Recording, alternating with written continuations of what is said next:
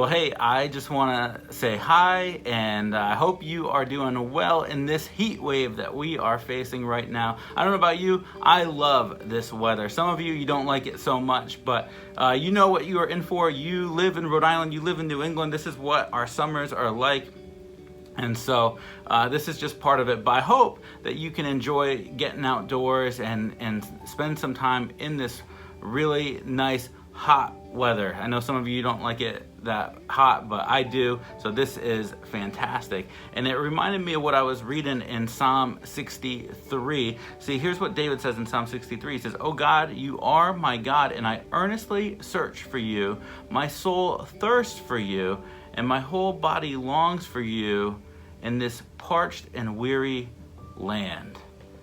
See, that's just so illustrative, I think, of our need for God, that it should be like that deep thirst that we have. So when it's this heat wave and when it feels like it just can't get any hotter, and you all know what it's like when you are without water on a day like today or in the past few days, and it's so hot and you've been outside, and when you start to get thirsty, what happens? I think this happens to all of us. I know it happens to me.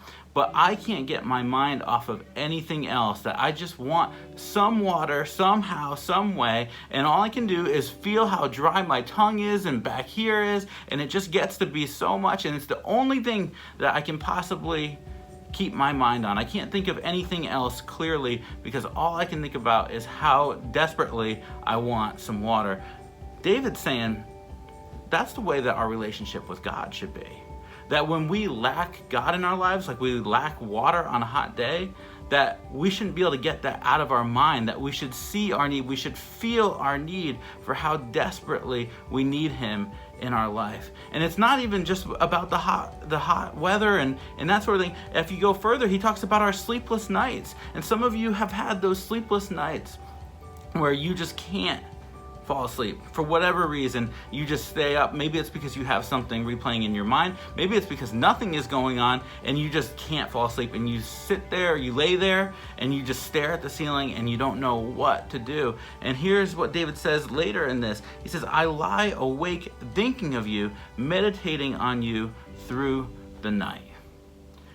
See, I want to challenge us to be thinking about when we are maybe lacking God, how is it that we re-enter our relationship into Him? How do we bring that back together? And I think that verse 6 there is a great way of doing it. That David talks about at the beginning that, hey, I have this desperate need for you. I have this felt need for you because you're lacking in my life. But then he says that I lie awake thinking of you. And so here's my challenge to us, is that when we start to recognize that loss of relationship with God, when we start to recognize our need for Him even more, would you not try and push those thoughts to the side, but would you embrace those thoughts and to say, yeah, God, I do need more of you.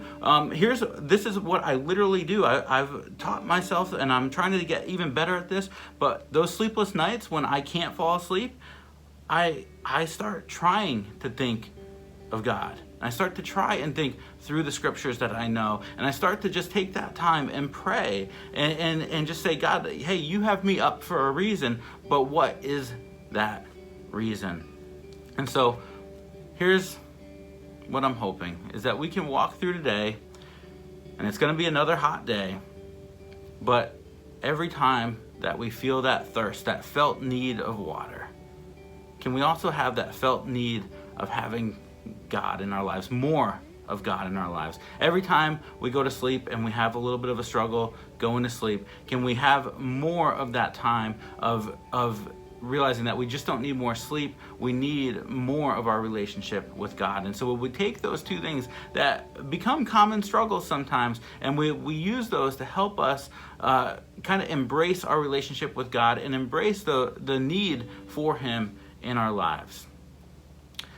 So that's what I got for you today. I hope that today when Sunday registrations open up, that we get to see you here on a Sunday morning. So go ahead and register when those open, and we would love to have you here and worship with you here together on a Sunday morning. Until then, I'll see you soon.